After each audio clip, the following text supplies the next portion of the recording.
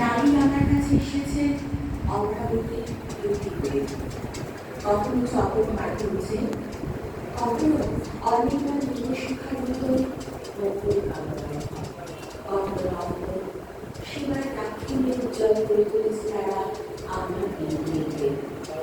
গৌরব করে বলতে পারি আমি কৃতজ্ঞ চিত্তে গ্রহণ করতে পেরেছি প্রাণীর সুগান। কবি কৈশোরে তার জীবনে এসেছিলেন এক উজ্জ্বল নারী, আন্নার টাটখারি। আহ্বান জানিয়েছিলেন কবিকে নিজের অন্তরের আসনে, কিন্তু অনভিজ্ঞ কিশোরীর কাছে সেদিন দুর্বন্ধ রেখেছিল সেই আহ্বানের দিকে। পরক্রমে অনুভব করেছিলেন কবি তার আচরণের অর্থ। জীবন প্রভাতের সেই বোঝা না বোঝার নেশা, অপরূপা নারীর স্মৃতি কবি সসংগ্রামে বহন করছে আজীবন।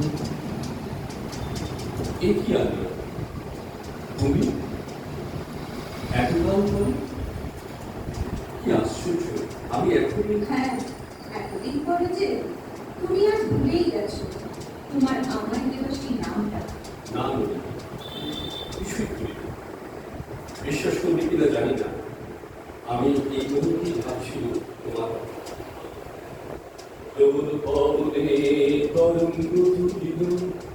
হৃদয় পাগল হে নবী ঘুরাও দিক দিদি পাল তুলে দাও দাও দাও দাও। আমার ছোটবেলা শেষ করে দিও। হ্যাঁ রবি, ঝড়ই তো উঠেছিল সেদিন, হৃদয় দুলেছিল কি প্রবল হাওয়ায়। ঠিক ওই রকমই কি করে লিখলে রবি আমার অনুভবকে? জানি না কতবার কতজনের কাছে শুনেছি এই প্রশ্ন, কিন্তু তার উত্তর নিজেই তো জানি না। সে জানে আরেকজন, সে মিশে আছে আমার নিঃশ্বাসে প্রশ্বাস। তোমার প্রেমে বুঝি সে বিভোর কবে থেকে? তার প্রেমে বিফল হওয়ার লোক কিন্তু চোখে পড়ে না, বরং আমি তার পিছিয়ে অভিযান।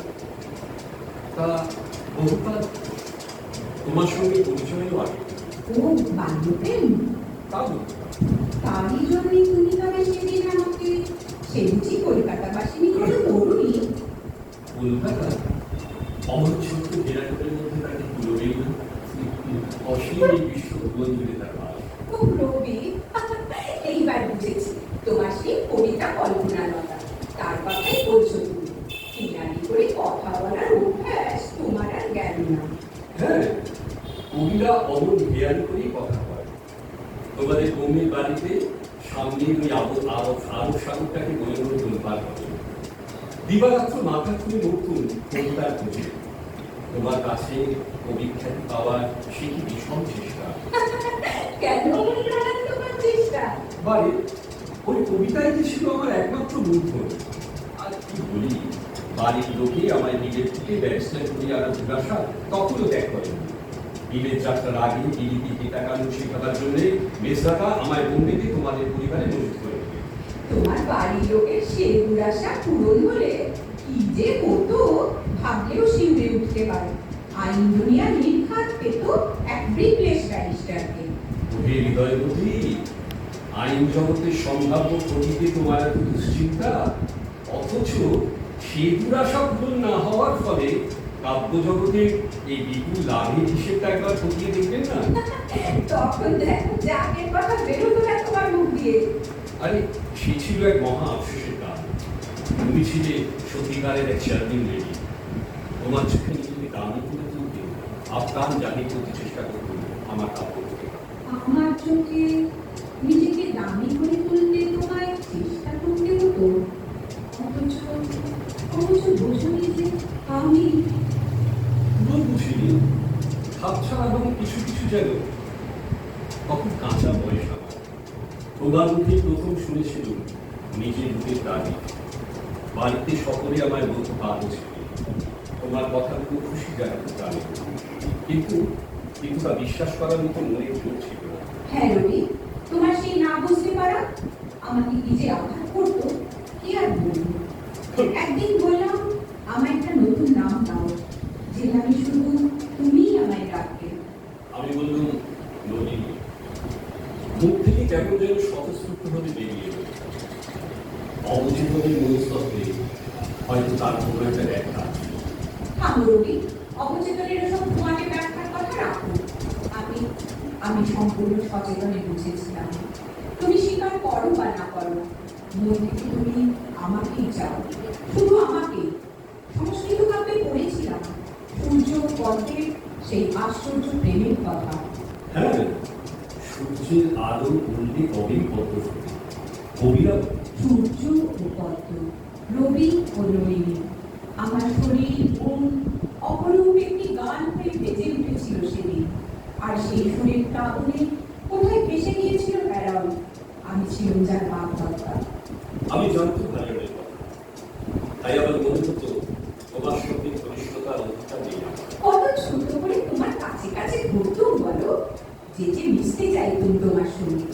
আর আর সেই একদিন খেলার ছলে টাকা পোয়ারে হেরে যাওয়ার ভান করে নিজেকে বারবার আছড়ে ফেলছিল তোমার মুখে। ছি ছি ছি, সেসব কি ছেলে মানুষই। রবি, আমি তখন ভুলে গিয়েছিলাম যে মেয়েদের অমনভাবে মনের কথা বাইরে এনে নিজেকে সস্তা করতে নেই। রবি, তুমি কি সেদিন থেকেই আমায় ঘৃণা করতে আরম্ভ করেছো? এ কি বলছিল? তোমাকে ঘৃণা করার ক্ষমতা শুধু আমার কেন, এ বেশি কারণ নেই। তবে তবে কেন আমারটাকে সাড়া দিলে না? আমার কুণ্ঠা, আমার সংকোচ, যা চাই তা নিতে সেদিন আমায় বাধা দিয়েছে।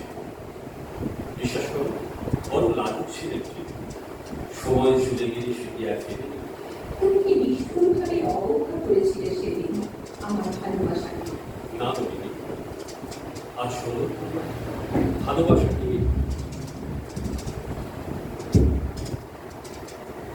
আমি কখনো ভুলেও অবজ্ঞা চোখ দেখিনি।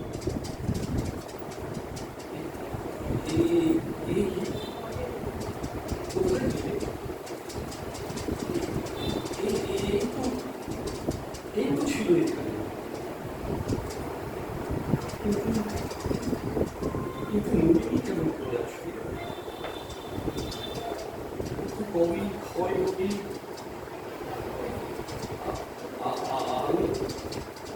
আমি তো তাদের ঘুরিয়ে বলেছি। একদমই স্বপ্ন ছিল, স্বপ্ন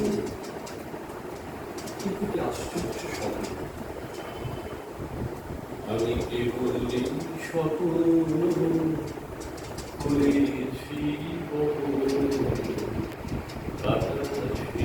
আমি। বিশাল ভারত সময় কবির জীবনে কেউ এসেছে ভাগ্যের চরম আহ্বান। কবি প্রেরণা নিয়ে মৃত্যু সজ্জায় গভীর রাত্রে অক্লান্ত সেটায় কবি জেগে আছে তাঁর শিয়রে।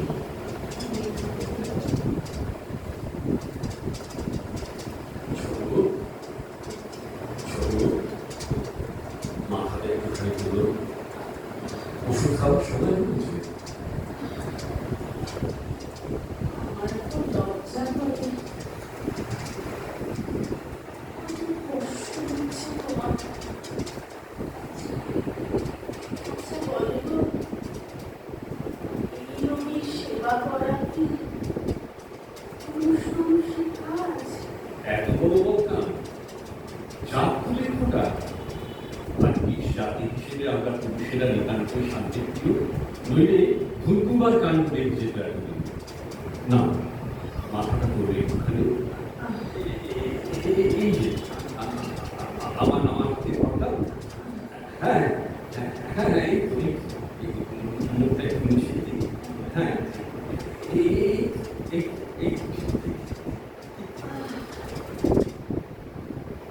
কথাই না মনে পড়ছে আজ সে বিয়ের দিনে আমি একটা ফুটটা মেয়ে তখন গোড়া গাছি তার উপর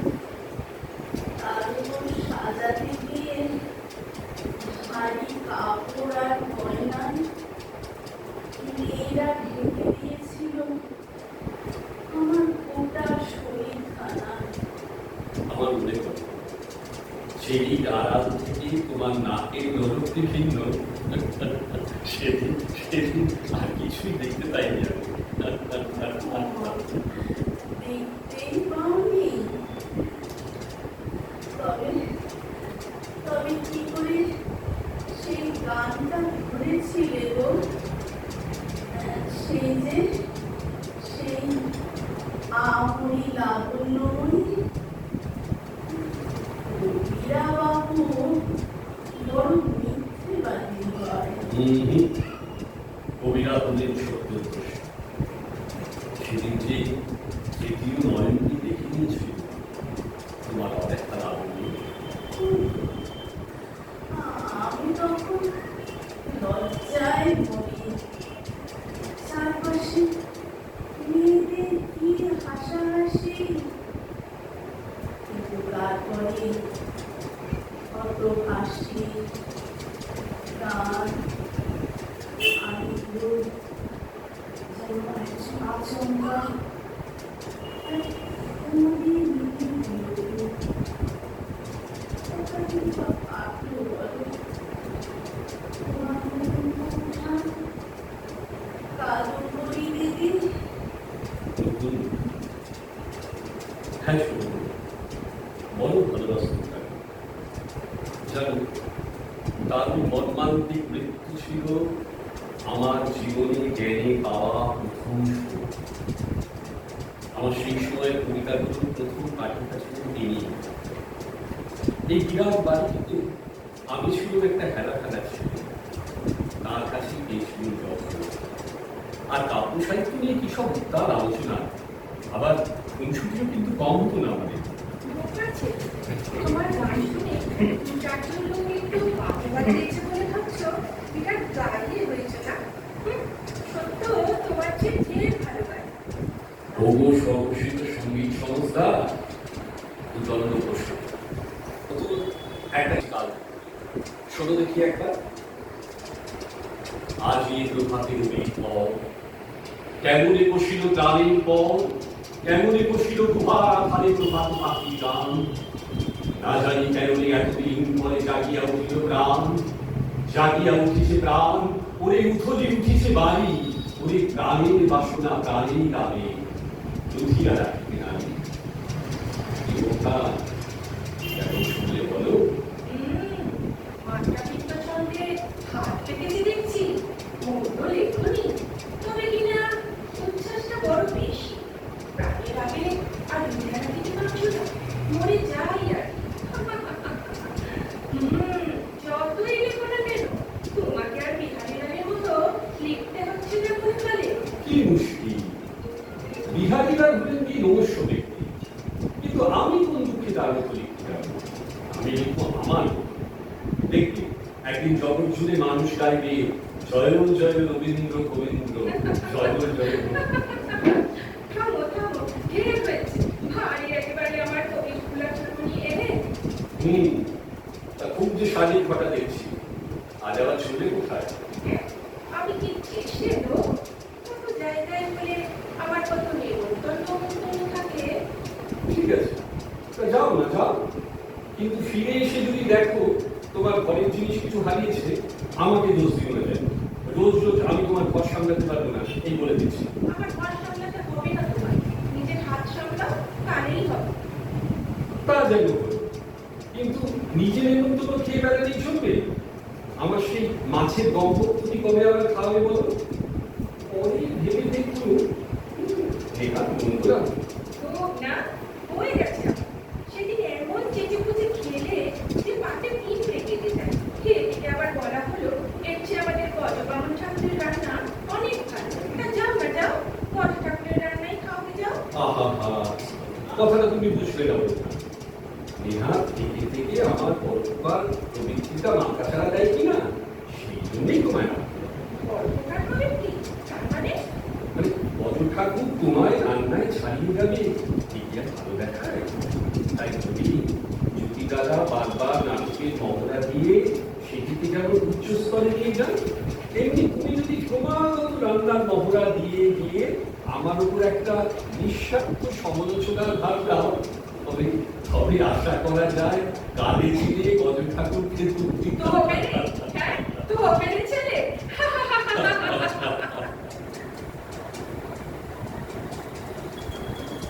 পরে কিন্তু তো অনুতাপ করছো।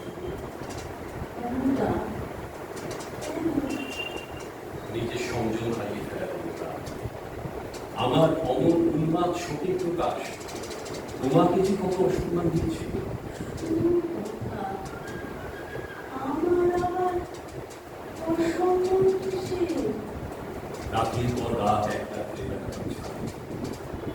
নিজের বেদনা নিয়ে এমন মত্ত ছিলে যে মনেও আসেনি তুমি একটি ছোট্ট মেয়ে, ওই প্রকান্ত বাড়ির এক কোণে এক লাগিয়ে যে বলো তুমি, যার কোনো মানেই হয় না। বুঝলে, আমার কোনো ছোটবেলার সাথী সেদিন যদি আমি শোকে কাঁদো না হতে, তবে তো বলতো তুমি মানুষ নও, পাথর। আশ্চর্য ছিল। কোথা থেকে পেলে তুমি অমন সুন্দর একটা মন, এমন স্বচ্ছ দৃশ্য? আদর বাড়ায় না। না, সত্যি বলছি, আজ তোমায় দেখে আমার গায়ে ইচ্ছে হচ্ছে, বড় বিস্ময় লাগে। কিন্তু আমার তো আবার নিজের গানের সুর নিজেরই মনে থাকে দেখি না, তাই আর গাইব না। বাবা, এমন মানুষ কেউ কোনোদিন দেখেছে যে নিজের দেওয়া সুর নিজেই ভুলে যায়? অসাধারণ মানুষদের সবই যে অসাধারণ সত্য, চিনলে না তো?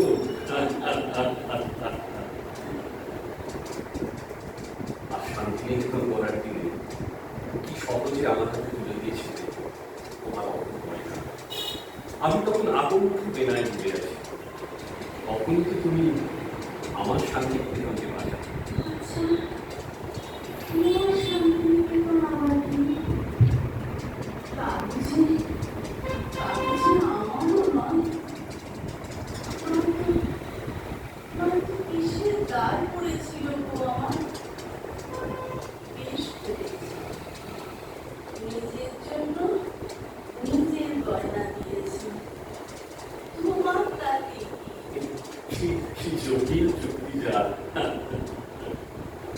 কিন্তু জানো, আমার না ইদানিং শান্তিনিকেতনের চেয়েও বেশি মনে পড়ে শিলাঞ্জনের কথা। আমাদের সেই প্রথম সংসার পাতা,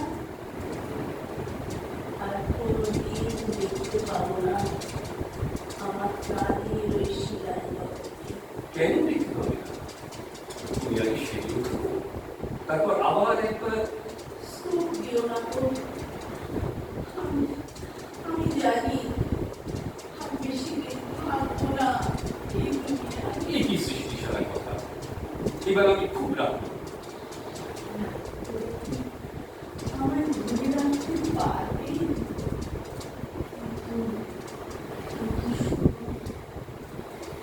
মৃত্যুর পরে যদি অন্য কোনো জগৎ থাকে, তবে তবে সেখানে বসেও তোমার তোমার কল্যাণ কামনা করবো।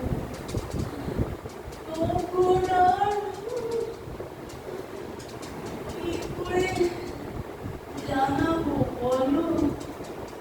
তাই আগেই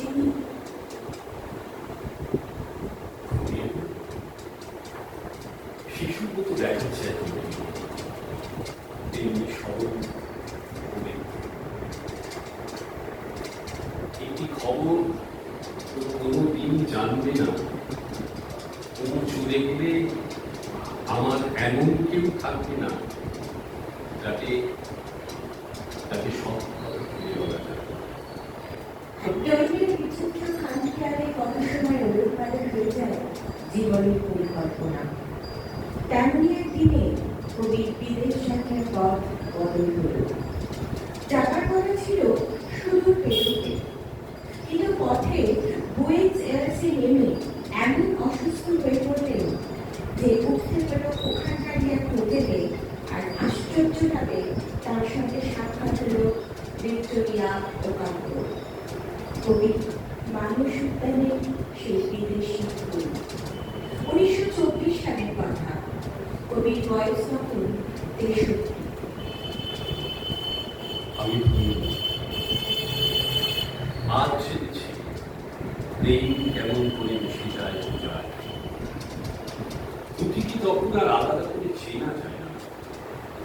পথের বাঁকে জীবন দেবতা আমার জন্য সাজিয়ে রেখেছিলেন কি অভাব বিজয়া। সে নিজের নাম রটনে মাথায় কামাইনি কোনোদিন। আপনার মুখে শুনে প্রথম মনে পড়লো তাই তো প্রাচীন গ্রিক পুরাণে ভিক্টোরিয়া হলেন জয়ের দেবী। আর আপনি নিজের ভাষায় কি চমৎকার করে অনুবাদ করলেন আমার নামটি। ভিক্টোরিয়া হয়ে উঠল জয়। তাই ভাবি ভাগ্যি সমস্ত হয়েছিলাম। না, অসুস্থ হওয়া কোনো কাজের কথা ছিল না, কিন্তু আপনার দেখা পাওয়া সে ছিল আমার এক অলৌকিক সৌভাগ্য। সব নিয়মকে আশা করি আপনাকে দেখার আগে থেকেই আপনি ছিলেন আমার ঈশ্বর। সত্যি না? হ্যাঁ, আপনার কৃপাঞ্জলি করতে দিন। জানেন, যেদিন প্রথম দেখলাম আপনাকে, কি ভেবেছিলেন এই বাপের বয়সী দুটো মানুষটা? আমি অবাক করে শুধু তাকিয়েছিলাম আপনার দিকে। মনে হয়েছিল আপনি কোন অচিন মনের মানুষ, বয়সী, কিন্তু আপনার সজীব চরিত্র, গভীর কালো, টানা টানা, ঘন পর্বতের ছাওয়া। সব যে শুকিয়ে যাচ্ছে বিজয়া।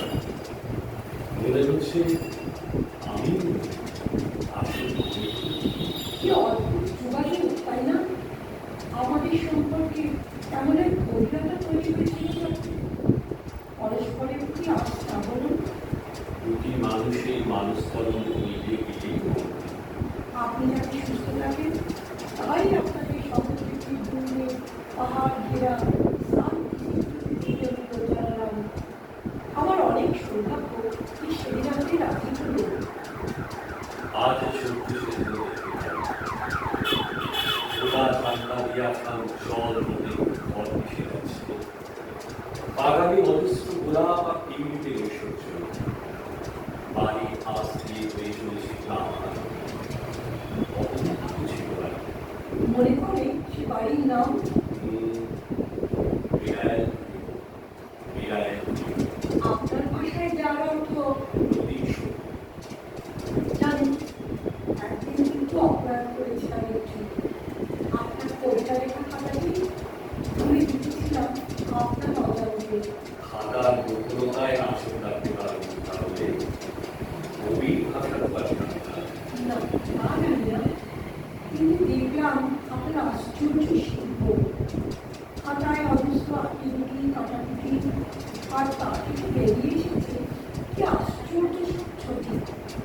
আদিম সরস্বতী, রহস্যময়ী নারীর মুখ, মুগ্ধ বিষয়ে তাকিয়েছিলাম আমি।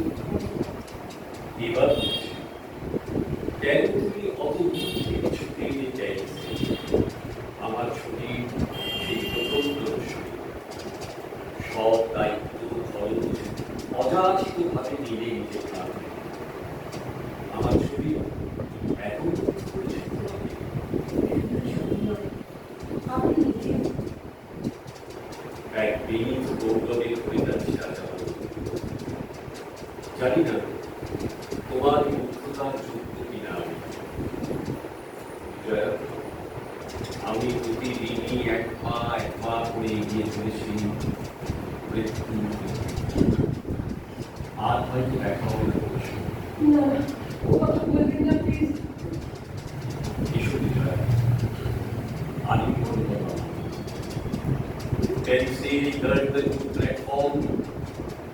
আমাদের আমাদের শেষ দেখাশোনার চিরসাক্ষী হয়ে রয়ে যাবে। কবিতার বিজয়ের কাছ থেকে বিদায় নিলেন। হয়তো বা তার করে উঠেছিল। সন্ধ্যাবেলায় এবং খেলায় করলে নিমন্ত্রণ, ওই খেলার সাথে আকাশটায় চমকে তুলে সুন্দরী প্রাঙ্গণ, রঙিন শিখার পাতে বংশী ঘড়ির রঙের খেয়াল পৌরালোকে থেকে সমস্ত রেলগতির তলায় লুকিয়ে দিয়ে রেখে অরুণ আভাস ছিনিয়ে নিয়ে পদ্মগণি থেকে রামিনীদের রাতে এবার ছবি শেষ হয়েছে অস্ত সৈন্যকে জাগিয়ে সাঁচের কাছে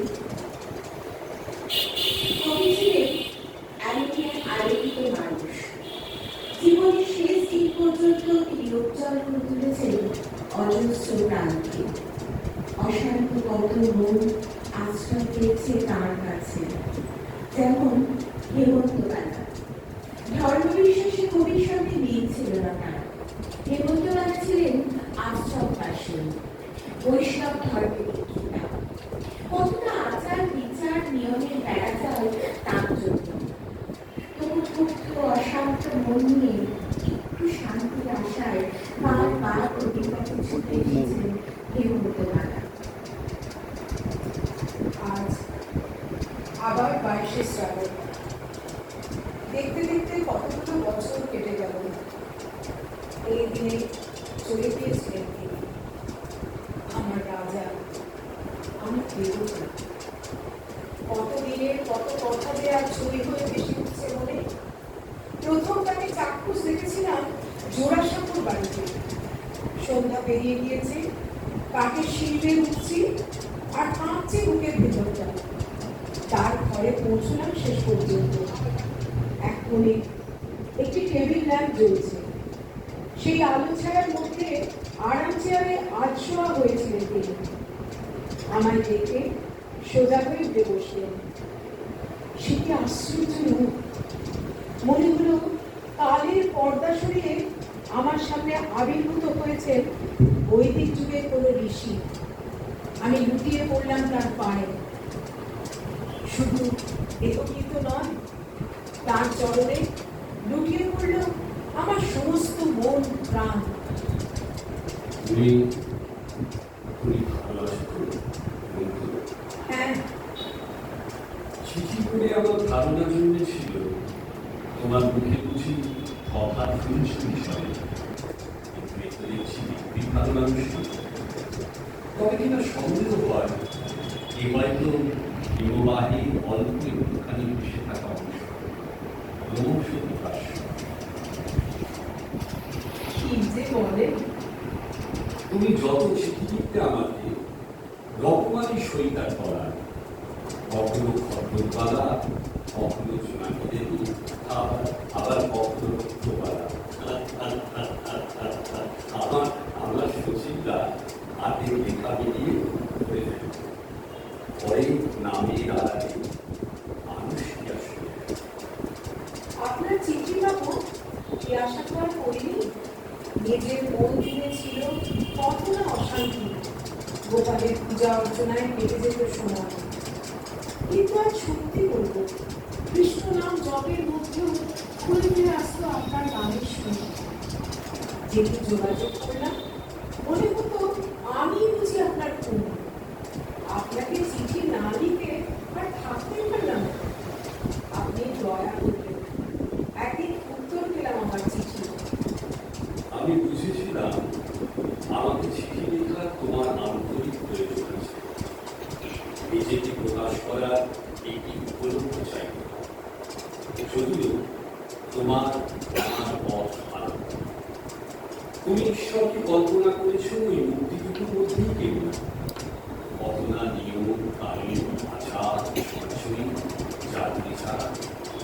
কিন্তু আমার কার্য মানুষের মধ্যে তৃষিত রোগাত্ম সমস্যা আপনি কি হতে পারে দেখবে। খালি মনে হয় কেন যে আপনি ব্রাহ্মণ, বৈষ্ণব হলে বেশ হতো। আপনার আমার ধর্মের মধ্যে আর কোনো বিরোধ থাকতো না। বড় নির্মতের মতো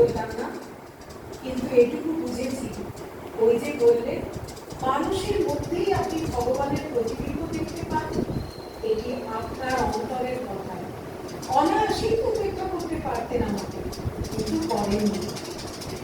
তোমার পরে কত গভীর আমার স্নেহ এবং করুণা, তার বিপরীতে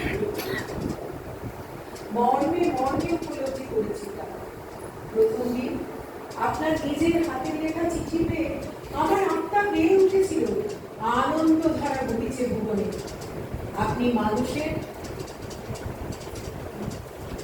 হৃদয় সূর্য। আমি বলছি, আজ থেকে 100 বছর পরে মানুষ আপনাকে সূর্যের অবতার রূপে ঠিক পুজো করবে। আমি তাহলে ভূত হয়ে তাদের ঘাড় ভাঙবো। কতবার হয়ে গেল আমি খুব পুরীর আশ্রমে, তবু মনে হয় এই তো সেই দিন। আকাশ আজ কি উজ্জ্বল নীল, জানলা দিয়ে ঘু ঘু করে আশ্রে পড়ছে সমুদ্রের হাওয়া। আশ্রমের বাগানে কত ফুল ফুটেছে, কি আশ্চর্য! সব রয়ে গেছে ঠিক আগের মতো, শুধু কি নেই।